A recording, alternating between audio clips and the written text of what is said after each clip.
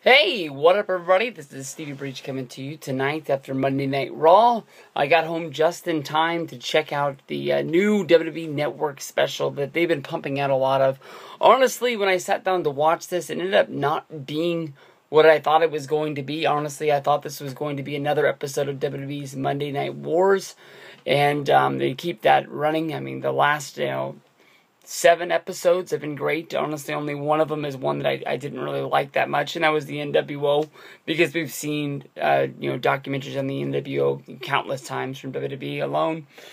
This was entitled Edge and Christian SmackDown 15th Anniversary Special that reeks of awesomeness.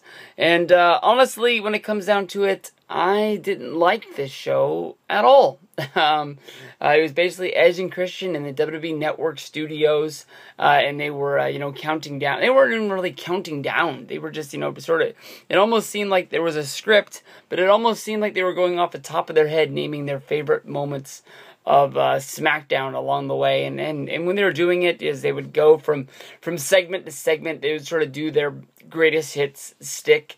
At one point, Edge was decked out in whole, Hulk Hogan gear with the bandana and just tons of boas.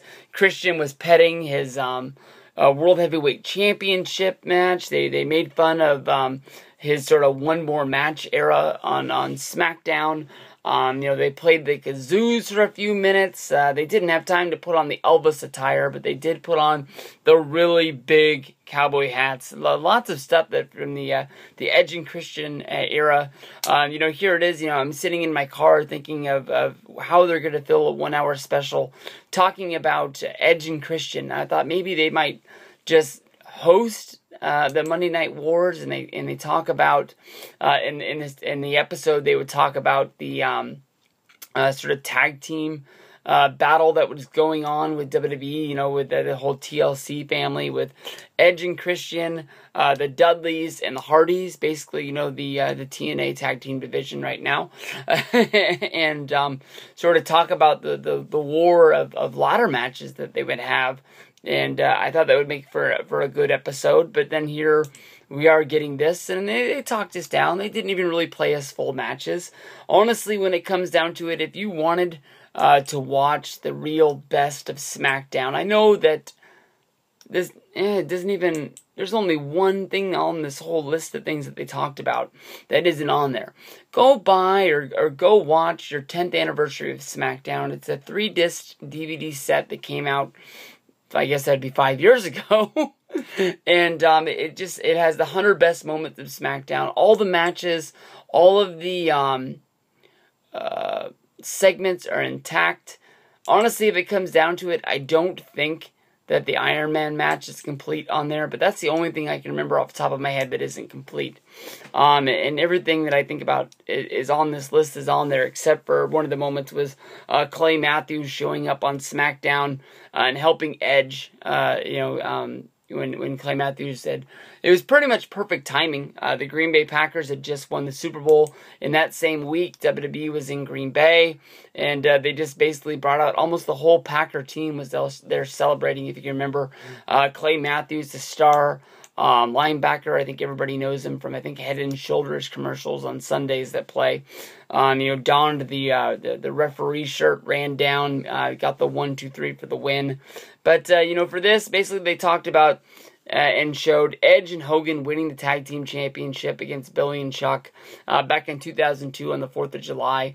Pretty cool episode. They didn't hold the titles that long before Billy and Chuck was able to get them back. But the Edge and Christian match. From there, you talk about Brock and Big Show, one of the biggest moments in SmackDown history, with the reverse suplex off of the top rope, which basically the ring just collapsed underneath them, and SmackDown ended and nobody knew what was going on. Michael Cole yelled, "Holy shit!" Taz yelled, "Oh my god!" And it's probably getting paid royalties for those "Oh my god" DVD sets that they've come out with just because of that moment. Stone Cold Steve Austin blew up the DX Express. This is when DX was riding around in a bus back in the day when they were fresh off reuniting DX. The McMahon and Helmsley era was running. Vince and Shane were involved. They were sort of hunting Stone Cold Steve Austin all night, and finally they called him out to the ring and told him, you know, you better come out here if you're going to come out here at all. Turns out Austin was out back playing with construction equipment, and he dropped a huge beam on top of the bus, which just made it just explode, where the fire department came out.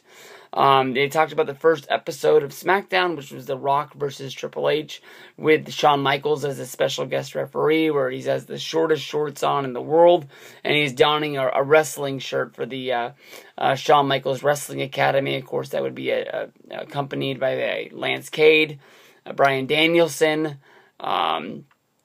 Spanky. I think are the three people that I can think of off the top of my head that went to that school. And they called that the first episode, but I always remember the first episode is what they called the pilot, which basically was the main event was a tag match. I think it was the Rock and Sock Connection against Undertaker and Big Show. And basically, you know, Big Show throws Mick Foley all the way from where basically the entrance stage is, just picks him up with a choke slam, but throws him. And he bounces into the graveyard set where he falls right into the grave. That's a spot that was pretty hard to do. I mean, that probably took a lot of skill in order to be able to throw Mankind and make sure that he bounced and landed in the hole. The only thing would have been better if he didn't have to bounce and he just went right in. Arnold Schwarzenegger showing up on SmackDown, where they presented him with the commemorative Attitude Era World Heavyweight Championship belt, and he sat at ringside and basically got into it with Triple H, who was the champion at the time. They had the supermarket brawl between Stone Cold Steve Austin and Booker T. Price tag on Jackass. I should have done the Stone Cold impression for that, but I guess I didn't. And then the last one was John Cena's debut, which you can watch back right now and just think of how crazy this is. If they would have done this with anybody else that would have debuted around this time, it was almost like they just knew that John Cena was just going to be this guy that was just going to be non-stoppable. Basically, Kurt Angle just had an open challenge saying, anybody come out here and, you know, we'll have a match and we'll get it on. John Cena answered the challenge, came down there, didn't beat him, but earned a whole bunch of respect from everybody that was in the back, from the APA, Rikishi, I can't remember who else was out there, but none other than The Undertaker comes up, asks him what his name is, shakes his hand, and tells him basically that he's earned his respect. Something that I thought would easily be replayable if you brought up and did John Cena versus The Undertaker. One of the biggest WrestleMania matches we've never seen that they still could do to this day. But we'll have to see. I didn't really like this much. It probably is worse than the Vicky Guerrero top 10 schedule, or top 10 sort of countdown that they did of Vicky Guerrero moments of her career. I didn't like this at all. I highly would tell you just to watch the other DVD and not worry about this. The Edge and Christian moments were good, but not great. And if you missed them, you didn't miss much. Peace out, everybody.